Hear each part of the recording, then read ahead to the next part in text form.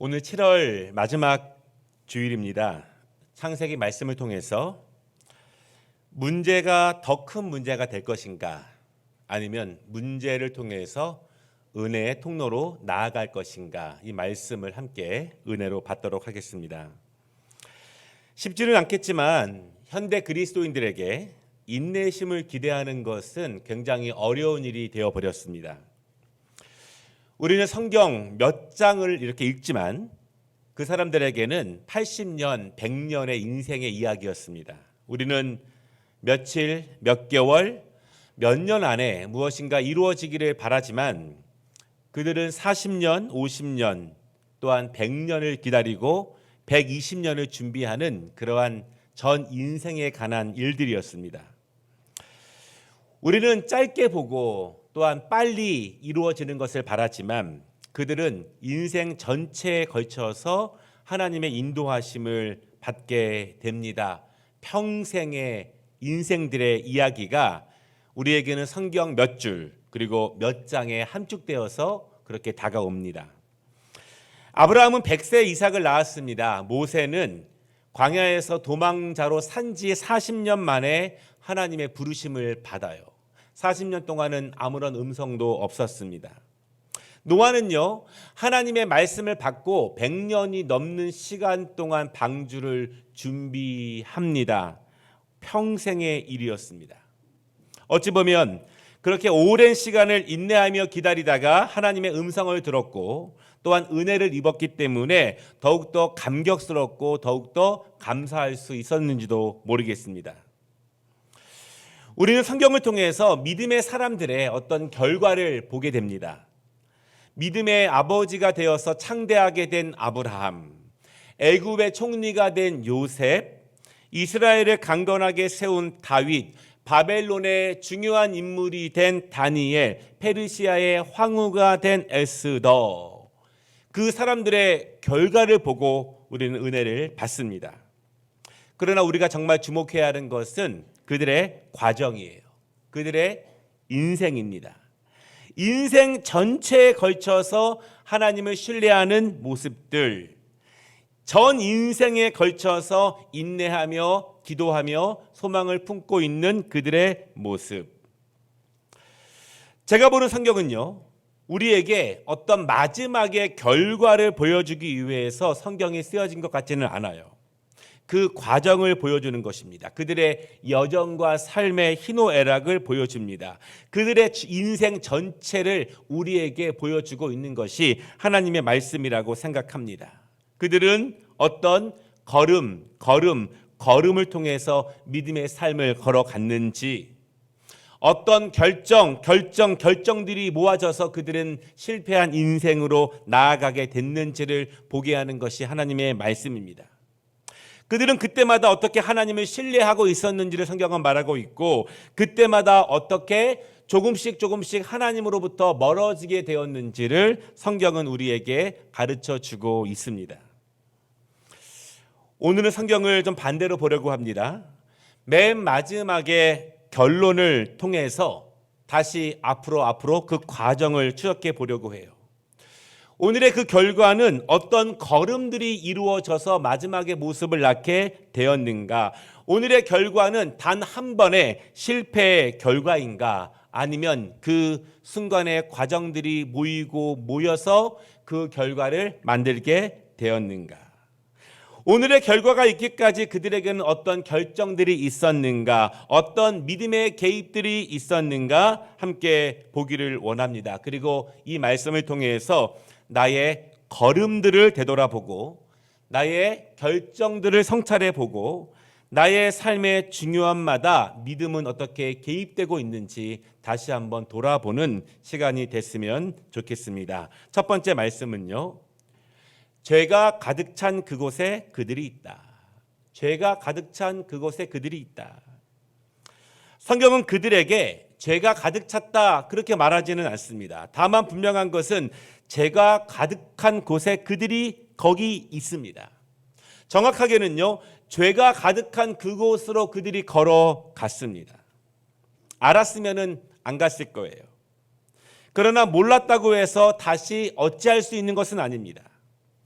사실 모르지 않았습니다. 정확하게 보지 못했습니다. 정확하게 깨닫지 못했습니다. 눈이 어두워서 겉만 보고 안은 보지 못했고요. 영적 분별력이 없어서 잠시만 보고 깊이 보지는 못했습니다. 18장 1절 말씀인데요. 여러분 자막을 보시기를 바랍니다. 아브라함은요, 뜨거운 어느 날 자신의 장막을 지나가는 나그네 3명을 보게 됩니다. 그리고 그들을 집으로 모셔서 영접하게 돼요. 자신의 집에서 좀 쉬었다가 다시 길을 떠나라고 권면을 하게 됩니다. 전혀 모르는 사람들입니다. 그러나 이렇게 뜨거운 날 길을 가는 것은 굉장히 어려운 일이기 때문에 우리 집에 오셔서 조금 쉬었다가 힘을 내시고 다시 떠나십시오. 그렇게 말하는 것입니다. 이것은 나그네를 향한 아브라함의 마음이에요. 자신의 것을 아까워하지 않고 지나가는 모르는 힘든 그들에게 나누는 그러한 마음들. 이것은 분명히 신앙의 힘이에요. 하나님의 마음을 헤아리는 것입니다. 하나님께서 이러한 마음 가운데 계시고 이러한 사람들에게 복을 주신다는 것을 이미 많은 경험을 통해서 알고 있는 아브라함의 모습이에요. 어쩌다 한번 하는 일이 아닙니다. 아브라함에게는 자주 있는 일입니다. 자주 하는 일, 습관이 된 일을 통해서 하나님의 은혜가 찾아오는 거예요. 어쩌다 한번 하는 일을 통해서 은혜가 우연처럼 찾아오지는 않습니다. 아브라함이 자신의 집으로 모신 그분은 여호와였습니다. 그분이 천사들과 함께 어디로 가고 있었어요. 17절, 그리고 그 사실을요, 어디로 가고 있었는지를 아브라함에게 숨기지 아니하시고 말씀하십니다. 여호와와 사자들은 소돔과 고모라로 가고 있다. 그렇게 이야기하면서 왜 거기로 가고 있는지를 말씀하고 있습니다. 20절입니다.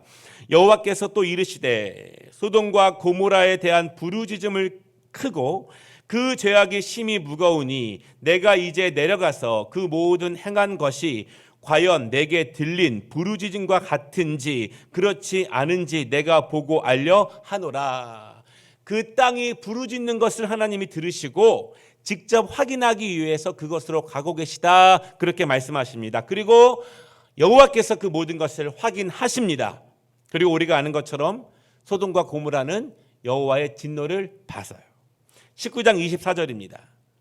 여호와께서 하늘 곧 여호와께로부터 유황과 불을 소돔과 고모라에 비같이 내리사 그 성들과 온 들과 성에 거주하는 모든 백성과 땅에 난 것을 다 엎어 멀어졌더라. 그리고 롯의 아내는 소금 기둥이 되었습니다.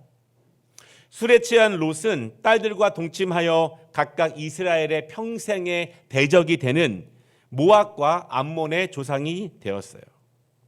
슬픈 역사입니다. 마지막이 멸망이에요. 지역의 멸망입니다. 그리고 겨우 살아난 롯의 가족은 또 다른 비극의 주인공이 되어 버렸습니다. 그들의 후손은요, 평생 하나님의 사람들의 대적이 되는 거예요. 이것이 오늘 본문의 결과입니다. 이것이 소돔과 고모라에 대한 결과이고 롯의 가정에 대한 결과입니다. 그렇지만 시작부터 이렇게 예정된 것은 아니었습니다. 이렇게 결과를 맺는 것이 하나님의 뜻은 아니라는 것입니다.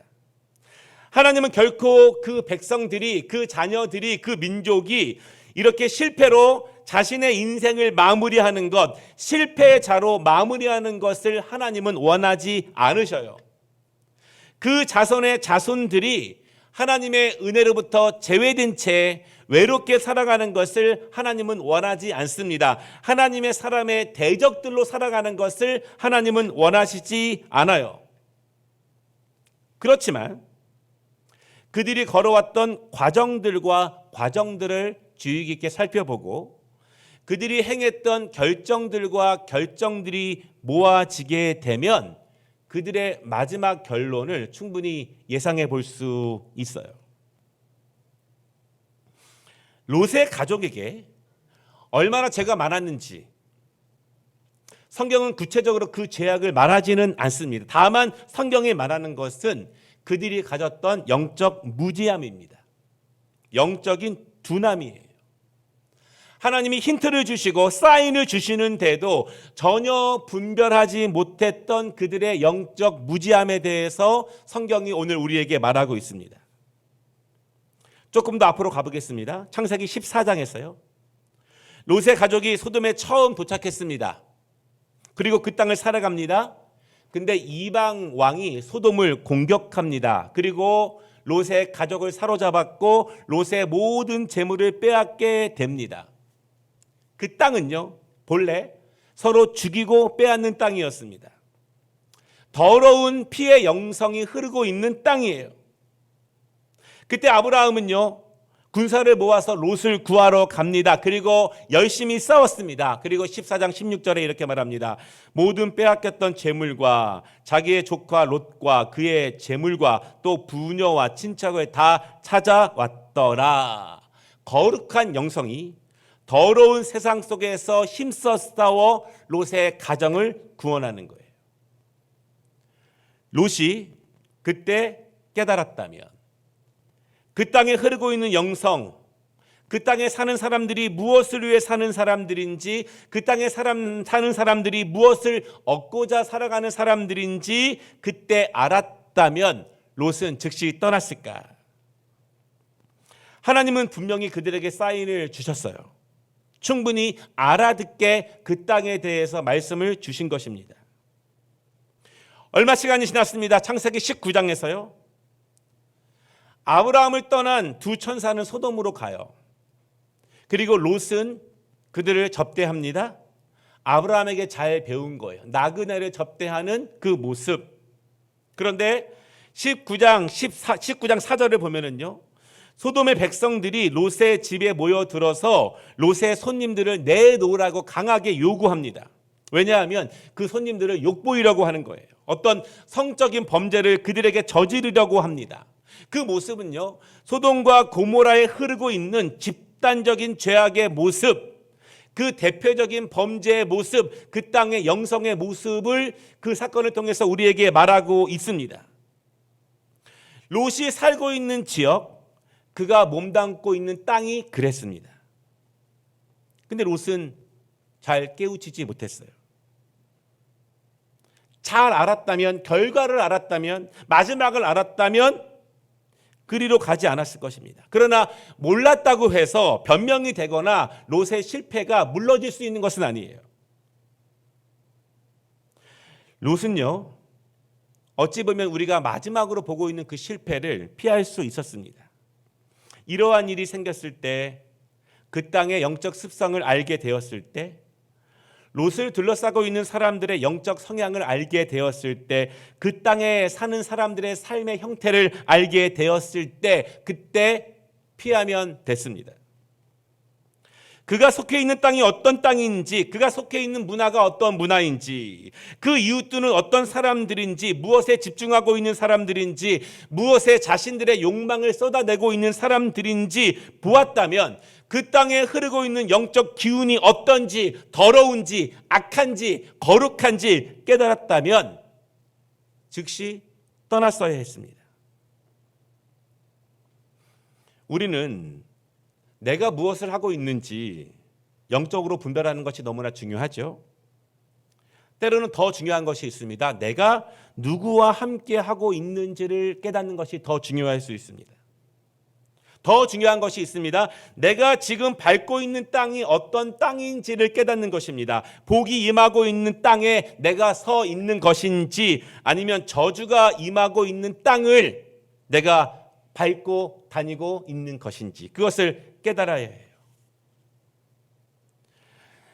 나의 영적인 상태를 분별하는 것은 너무나 중요합니다. 내가 무디지 않도록, 나에게 주시는 하나님의 사인을 내가 무뎌서 모르지 않도록 깨어있는 것이 너무나 중요해요. 더 중요한 것이 있습니다. 우리 가정의 영적인 상태를 분별하는 것입니다. 우리 가정의 중심에 흐르고 있는 것은 무엇인가? 우리 자녀들은 무엇에 열정을 쏟아내고 있는지, 그들이 언제 서며 언제 무너지는지 영적 생태계를 알아가는 것입니다. 더 중요한 것이 있습니다. 내가 서 있는 땅은 도대체 어떤 영적 열매를 맺고 있는가? 나는 어떤 영적 성향의 사람들과 교제하고 있는가? 그들은 나를 어디로 인도하고 있는가? 알지 못하지만 나와 그들은 어떤 방향을 향해서 나아가고 있는가? 나의 죄는 조금밖에 없을 수 있어요. 그러나 그것으로 다가 아닙니다. 나의 가정과 나의 자녀들의 죄는 조금일 수밖에 없어요. 그러나 그것으로 책임이 면제되는 것은 아닙니다. 중요한 것은 내가 속한 그 땅, 그 모임, 그 친구들, 그 문화 속의 죄들이 결국 롯의 가족을 삼키기 때문에 그래요. 그들의 눈을 멀게 합니다. 그들의 눈을 가립니다. 내가 무엇을 밟고 다니는지 가린다는 거예요. 사랑하는 여러분, 우리가 누구와 함께 있는지, 무엇을 하고 있는지, 어디로 가고 있는지, 어떤 땅을 밟고 있는지 분별할 수 있는 영적 지혜를 위해 함께 기도하시기를 주님의 이름으로 축복합니다. 두 번째 말씀은요, 시작이 문제였다. 그러나 더 큰 문제는 해결책이 더 큰 문제였다.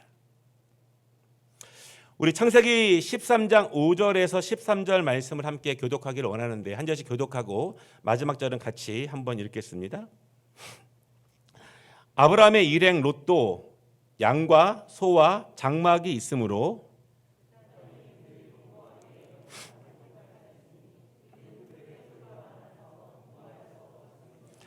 그러므로 아브라함의 가축의 목자와 롯의 가축의 목자가 서로 다투고 또 가나안 사람과 브리스 사람도 그 땅에 거주하였는지라.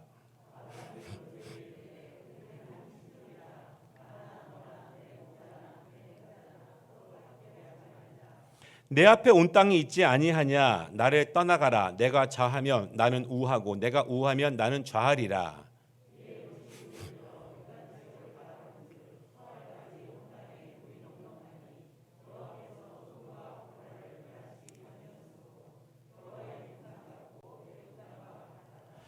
그러므로 롯이 요단 온 지역을 택하고 동으로 옮기니 그들이 서로 떠난지라.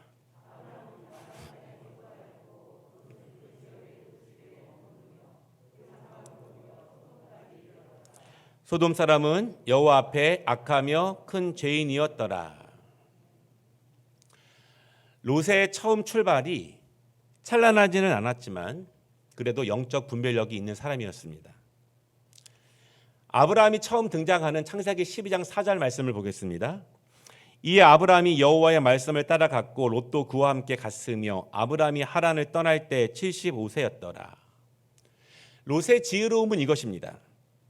그가 하나님의 말씀을 직접 받은 것은 아닙니다. 그러나 그는 하나님의 말씀을 받은 사람을 잘 의지했습니다. 그리고 아브라함의 결정을 자신의 결정으로, 자신의 가정의 결정으로 받아들인 것입니다. 잘 보고 잘 따라가는 것이 지혜이고 영성이에요.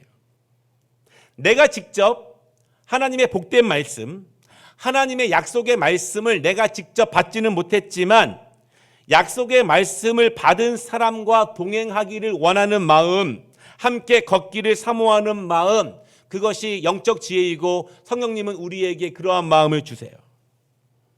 내가 누구와 동행해야 하는지를 알게 하고 내가 어떤 결정을 더 의지해야 되는지를 알게 하는 것, 내가 선택할 수 없다면 무엇을 보고 누구와 함께 걸어가야 하는지를 아는 것이 영적인 지혜예요. 믿음의 사람들, 거룩한 영성의 사람들이 밟고 있는 그 땅을 바라보면서 내가 그 땅을 함께 밟기를 원하는 것입니다. 믿음은요, 앞으로 쭉쭉 선도하면서 이끌어 나아가는 것만 믿음이 아니에요. 의지하지만, 신뢰하지만 잘 따라가는 것도 믿음입니다. 잘 보고 잘 따라가는 것도 믿음이며 그 안에 은혜가 나와요. 롯도 처음에 어려웠지만 잘 따라갔습니다. 그가 아브라함에게 주신 약속의 땅까지 도착하기까지 겪었던 고민들과 염려와 두려움은 아브라함이나 롯이나 마찬가지예요. 그가 고향을 떠나는 옛것을 버려야 하는 결단들, 고향을 더 이상 그리워하지 말아야 하는 마음가짐들, 새로운 곳에 정착해서 그것을 다시 일구어야 하는 수고들, 새로운 땅에 마음을 두고 살아가야 하는 삶의 자세는 아브라함이나 롯이나 마찬가지라는 것입니다. 우리는요, 하나님께서 약속의 땅으로 아브라함을 부르시고 아브라함이 두려움과 떨림 가운데 믿음으로 순종해서 그 땅을 간 것을 잘 기억합니다. 그러나 롯도 동행했다는 것은 종종 잊어요. 롯도 이름 없이 조용하게 믿음의 사람의 옆을 묵묵히 잘 따라갔습니다. 그의 시작은 아브라함이나 롯이나 큰 차이는 별로 없었어요. 그런데 문제가 생깁니다. 문제는 어려울 때 생기는 것이 아니라 조금 넉넉해지고 조금 괜찮아지면 문제가 생깁니다. 이제 마음을 좀 놓으니 문제가 생기고요. 이제 평안해지니까 문제가 생겨요. 큰 문제는 아닙니다. 간단하게 해결될 수 있는 문제이기도 합니다. 그러나 이 문제가 이렇게까지 크게 번질지 누구도 알지 못했습니다. 작은 문제였는데 한 지역의 멸망으로 이어질지, 작은 문제였는데 한 가정이 산산조각 나는 문제까지, 결과까지 이르게 될지 누구도 알지 못했어요. 중요한 것은 문제가 발생했다는 것입니다. 더 중요한 것은 문제를 처리하는 방식입니다. 더 중요한 것은 문제를 처리하기 위해서 무엇이 기준이 되는가, 무엇이 우선인가, 무엇을 바라보면서 문제를 대하는가, 내 문제는 누가 해결할 수 있는가. 지금 읽은 말씀 6절에 보면은요, 하나님의 은혜로 이젠 약속의 땅에 완전히 정착했습니다. 오랜 기간 그들은 수고하며 열심히 노력했습니다. 그리고 이제는 여유롭고 넉넉한 삶을 누리게 되었습니다. 어찌 보면 고향을 떠날 때, 막연하게 떠날 때, 저 땅으로 떠날 때 두려움과 어려움이 사라지게 되었고, 그때 가졌던 작은 희망은요, 실현되었습니다. 충족되었습니다. 소유가 넉넉해졌습니다. 최소한 고향에 살 때보다는 훨씬 더 평안한 삶을 살고 있습니다. 어찌 보면 믿음으로 두려움 가운데 순종한 사람에게 하나님이 주시는 합당한 보상으로 보여질 수도 있어요. 그러나 이제 그들은 두 번째 떠나는 문제를 맞이하게 돼요. 처음 떠나는 것이 두려움과 어려움 가운데 떠남이었다면 두 번째 떠남은 여유와 넉넉함 속에서 떠나게 됩니다. 그들의 문제는 이거예요. 7절을 보면은요, 이젠 같이 살 수 없다. 아브라함과 롯의 소유가 너무 많고 그들을 위해서 일하는 목자들이 너무 자주 다투기 시작합니다. 정작 주인들은 별 문제가 없어 보이는데 그들의 하인들, 그들의 집안들끼리 조금씩 문제가 생기게 됩니다. 관계의 문제예요. 어려웠을 때는 한 마음이었습니다. 서로 의지했습니다. 넉넉해지니까 달라집니다. 여유로워지니까 서로를 대하는 자세와 서로를 대하는 마음들이 조금씩 달라지기 시작합니다. 경제적 문제입니다. 서로의 가축을 더 잘 먹이기 위한, 그래서 더 풍족한 결실을 내가 가져오기 위한 다툼이에요. 그래서 가족들이 갈라지게 됩니다.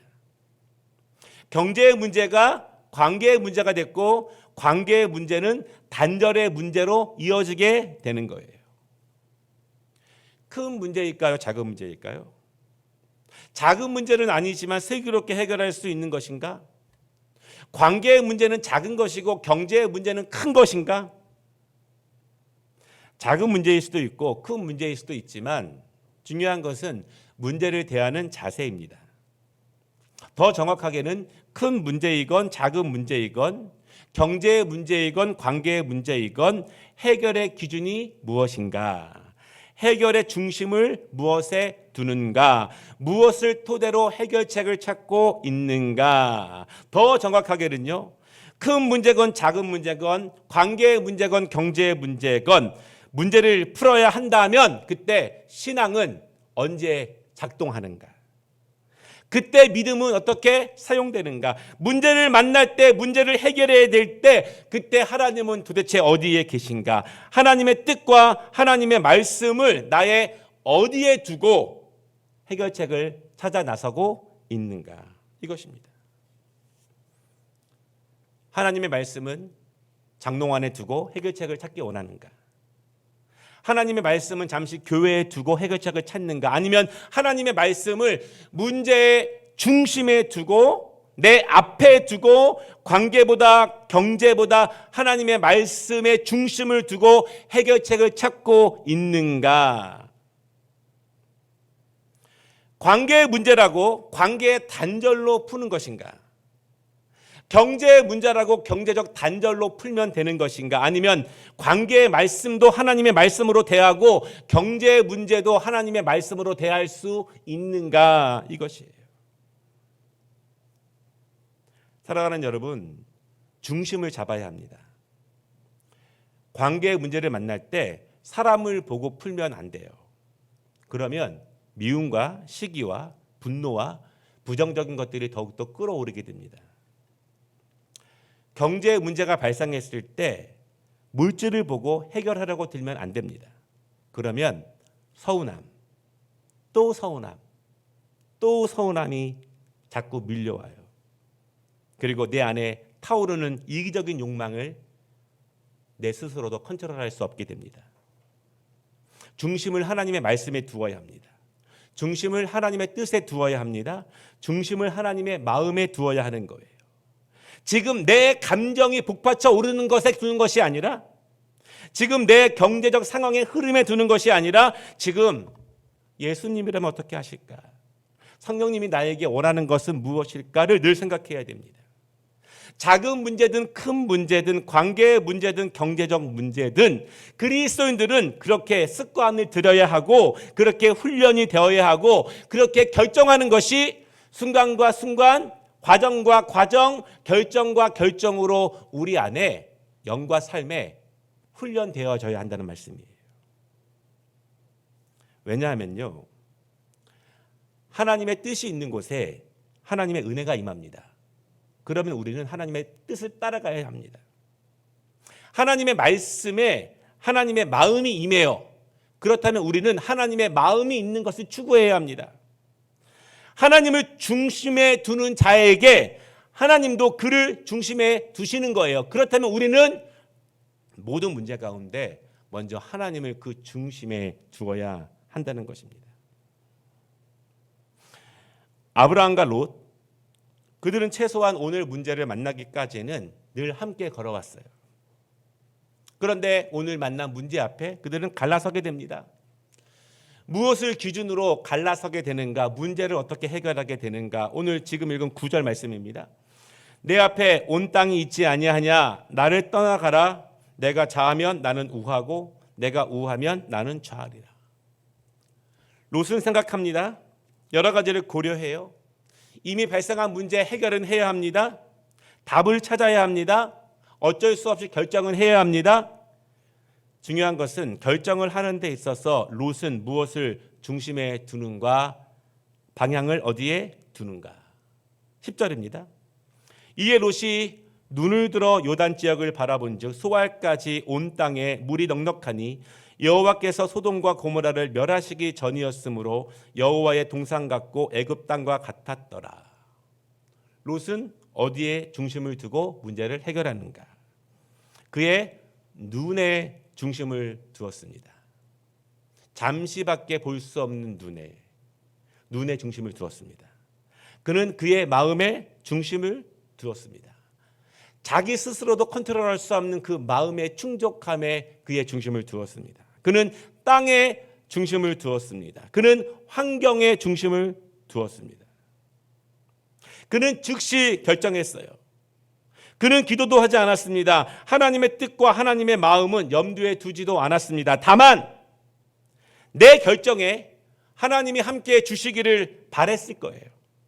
그러나 그것은 자기 중심적인 하나님 사용이에요. 하나님 중심적 나의 사용이 아니에요. 내가 결정하고 나서 내 마음이 있는 곳에, 내가 본 것에 하나님이 함께해 주시기를 원하는 이기적인 자기 중심적 하나님 사용이에요. 그것이 아니라 하나님 중심에 나를 드리는 것입니다. 하나님 중심에 하나님 말씀에 나를 사용할 수 있도록 드리는 거예요. 그 땅에 어떤 영적 기운이 흐르고 있는지, 그 땅의 사람들은 무엇을 위해 살고 있는지, 그 사람들의 영성은 어떠한지, 그 사람들은 무엇을 바라보고 사는지는 전혀 염두에 두지 않았습니다. 그저 내 눈에 보이는 흡족함, 내 마음에 울리는 어떤 풍족함, 어떤 만족함, 어떤 해결책, 내 마음이 나를 몰아가고 있는 그것에 결정의 통로를 두는 거예요. 우리의 마음은 우리를 격한 풍족함과 기쁨으로 몰아넣기도 하지만 우리 마음은 우리를 분노와 악으로 몰아넣기도 합니다.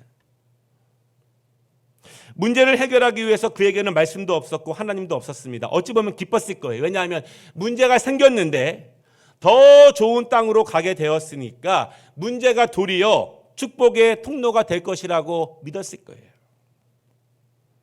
그러나 우리는 그 결론을 압니다. 그럼 사랑하는 여러분, 아브라함은 어떻게 결정하는가? 아브라함은 결정하지 않습니다. 다만 하나님의 말씀을 기다립니다.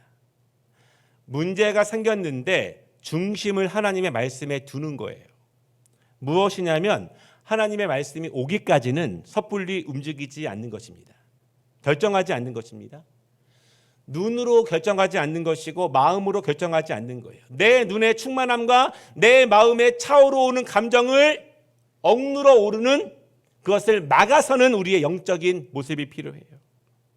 내가 저 땅에 대해서 잘 모른다면, 저 사람들에 대해서 잘 모른다면 그냥 기다리는 것입니다. 아무리 시간이 급하고 촉박해도 그냥 기다리는 거예요. 그리고 하나님께 묻는 것입니다. 하나님이 말씀을 주실 때까지 기다리는 거예요. 14절 15절입니다. 롯이 아브라함을 떠난 후에 여호와께서 아브라함에게 이르시되 너는 눈을 들어 너 있는 곳에서 북쪽과 남쪽 그리고 동쪽과 서쪽을 바라보라.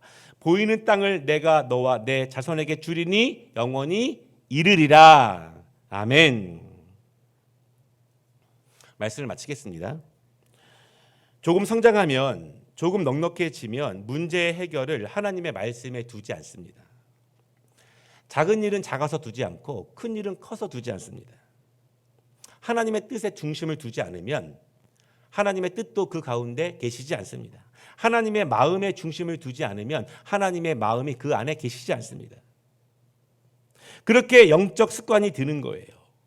그렇게 삶의 중심이 잡히는 것입니다. 주위를 보지 못하고 내가 걸어가고 있는 과정과 결정과 결정, 순간과 순간이 어디로 향하고 있는지를 전혀 알지 못합니다. 그저 눈의 충만함과 마음의 충만함으로 걸어가는 영성이 그 안에 깃들어 버리는 거예요. 사랑하는 여러분, 성경을 볼 때 결과를 보지 말고 과정을 조금 더 주목해서 보기를 원합니다.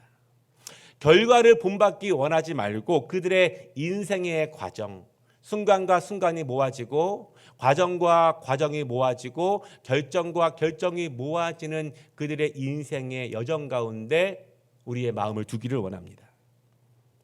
소돔과 고모라의 멸망, 그 땅을 선택한 롯, 무너져버린 그의 가정, 시작은 문제였습니다. 문제를 어떻게 처리하는가? 문제를 만날 때마다 어떻게 해결하는 영적 습관을 그들의 신령 가운데, 삶 가운데 굳어지고 있는가? 그들은 어떻게 훈련되고 있는가? 문제가 더 큰 문제가 되는가? 아니면 문제가 은혜의 통로가 될 것인가? 문제를 만나지만 은혜의 통로로 걸어가시기를 주님의 이름으로 축복합니다. 은혜로우신 하나님 아버지, 우리의 인생을 돌아다 보면은 얼마나 우리가 후회하는 것들이 많습니까? 결과를 알았을 때 그때 그러지 말아야 될 것을, 그때 그러면 안 됐을 것을 다시 그때로 돌아간다면 그렇게 안 할 텐데. 결과는 한 번에 이루어지는 것이 아닙니다. 순간과 순간, 과정과 과정, 결정과 결정의 영적 습관이 굳어지면 그렇게 나아갈 수밖에 없습니다. 성령님, 저희들을 가르쳐 주시고 말씀하여 주시기를 원합니다. 성령님, 우리 안에 개입해 주셔서 우리가 문제를 만났지만 내 눈이 아니라, 내 마음이 아니라 하나님의 말씀을 그 중심 안에 둘 수 있도록 인도하여 주시기를 원합니다. 왜냐하면 하나님의 마음이 계셔야 그 문제가 해결됩니다. 하나님의 뜻이 계셔야 그 문제가 해결됩니다. 자주 범하는 내 눈과 내 마음의 결정을 이제 그만 멈추고 하나님의 인도하심을 말씀으로 온전히 받는 저희들 될 수 있도록 주여 인도하여 주시기를 원합니다. 내가 어디로 가고 있는지, 그 땅은 어떤 땅인지, 우리가 함께하는 사람들의 영적 토양이 어떤지, 우리 가정에 흐르고 있는 영적 습성들이 어떤지를 잘 기억하고 하나님 지금이라도 하나님이 사인을 주실 때, 하나님이 힌트를 주실 때 다시 복된 땅으로, 말씀이 있는 땅으로 돌아설 수 있는 우리의 개인 가정 되어질 수 있도록 역사하시고 인도하여 주시옵소서. 예수님의 이름으로 축복하며 기도 올리옵나이다.